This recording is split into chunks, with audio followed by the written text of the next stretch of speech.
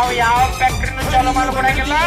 ಬೆಳಗಾಂ ಜಿಲ್ಲೆಯೊಳಗ ಪ್ರತಿ ಫ್ಯಾಕ್ಟ್ರಿ ಮುಂದೆ 500-1000 ಜನ ರೈತರು ಇರ್ತೀವಿ. ಯಾವ ಫ್ಯಾಕ್ಟ್ರಿ ಚಾಲೂ ಮಾಡ್ಕೊಡಂಗಿಲ್ಲ. ನೀವು ಯಾರು ಕಡಿಬೇಡ್ರಿ, ಒಟ್ಟೆ